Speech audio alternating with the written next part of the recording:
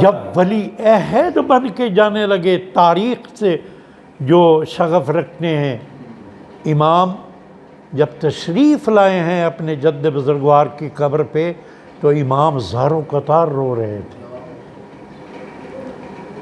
اور یہ آپ کے علم میں ہونا چاہیے کہ امام نے ولی عہدی خوشی سے قبول نہیں کی۔ آپ جانتے تھے کہ اگر میں قبول نہیں کروں گا تو اس کے بعد کیا عمل ہوگا، لہٰذا دوسرا اس ولی عہدی کو قبول کرتے ہوئے امام اپنے رب ذوالجلال سے معذرت بھی کر رہے ہیں کہ بار الہا میں نے ایک حاکم جائر کی جو ولی عہدی کو قبول کیا ہے، اس کے علاوہ اور کوئی چارہ نہیں تھا، تو میری معذرت کو قبول کرو۔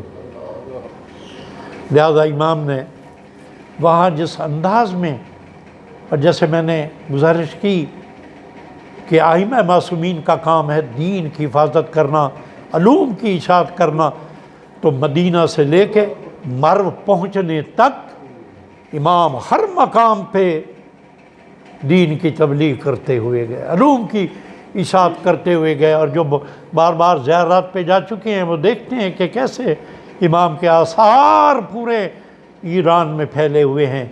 اور جب پہنچتے ہیں نیشا پور تو تاریخ یہ بتاتی ہے کہ 4000 کم از کم راویان حدیث، جو علماء کرام نے بعض روایت میں 40,000 کا بھی ذکر ہے، لیکن جو مستند علماء ہیں وہ بیان کرتے ہیں کہ 4000 کے قریب راویان حدیث۔ اب میں یہاں تھوڑا سا امام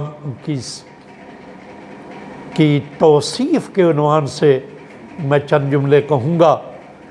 امام ایک سواری میں تھے کہ جس پہ پردے ڈالے ہوئے تھے، لوگ دیوانہ وار امام کے زیارت کے لیے موجود ہیں، اور سب کہہ رہے ہیں یا ابن رسول اللہ اپنے چہرہ نورانی کی زیارت کرائیے۔ ناگاہ پردے ہٹے، تاریخ نے جو منظر بیان کیا پڑھ کے آپ دیکھیں گے تو ایسا لگے گا کہ آپ نیشا پور میں موجود ہیں۔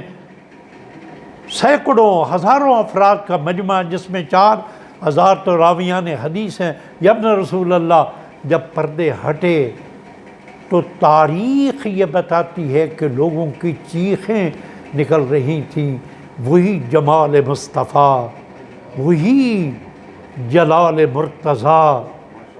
لوگ امام کی زیارت کر کے ایسا محسوس کر رہے تھے کہ جیسے عالمین کے رسول کی زیارت کر رہے ہیں۔ ان میں سے ہر ہستی، ائمہ معصومین میں سے ہر ہستی سیرت اور صورت اور جلال و جمال میں عکس مصطفیٰ ہیں صلی اللہ علیہ وآلہ وسلم۔ اور پھر کہا یا ابن رسول اللہ ہمیں اپنے کوئی جد کی حدیث بیان کیجئے۔ امام نے وہاں پہ حدیث بیان کی، دامن وقت میں گنجائش نہیں ہے، میں وہ بیان نہیں کروں گا۔ جس آپ جانتے ہیں سلسلہ ذہب کی وہ حدیث ہے، بس یہ جملہ ضرور میں کیونکہ اس میں ائمہ اطہار کی عظمت اس سے واضح ہوتی ہے۔ امام نے فرمایا کہ کلمہ لا الہ الا اللہ حدیث قدسی بیان کی، اور سلسلہ اپنی ذات سے لے کر نبی خاطر صلی اللہ علیہ وآلہ وسلم تک لے گئے، اور کہا اس میں حدیث قدسی کہ کلمہ لا الہ الا اللہ میرا قلعہ ہے، جو اس میں داخل ہو گیا وہ امان پا گیا۔ اس کے بعد امام اماری میں چلے گئے، پردے گرا دیے گئے، پھر تھوڑی دیر بعد پھر پردے ہٹائے گئے اور پھر امام سامنے آئے، لیکن پھر امام نے فرمایا لیکن اس کے لیے کچھ شرائط ہیں، اور ان شرائط میں سے ایک شرط میں ہوں۔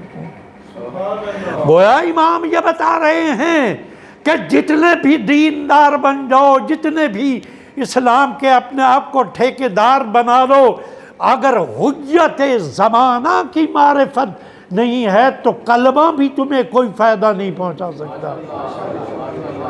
کلمہ لا الہ الا اللہ حصار ہے رب ذوالجلال کا، لیکن اس حصار میں داخل ہونے کی شرط ہے ولایت ائمہ معصومین علیہ السلام۔ اور کتنے خوش نصیب ہیں شیعان حیدر کرار کہ جنہیں والدین نے اپنی شرافتوں کے نتیجے میں گھٹی میں ولایت آل محمد پلا دی ہے۔ ان کا شکریہ ادا کیجئے۔ ایک دفعہ بابا جبران صلوات پڑھ دیں۔ بس برادران محترم، اگر میں اس پہ گفتگو کرتا جاؤں گا بہت طویل ہو جائے گی، میں اپنے وقت آپ کے وقت کو زیادہ نہیں لینا چاہتا۔ امام رضا علیہ السلام نے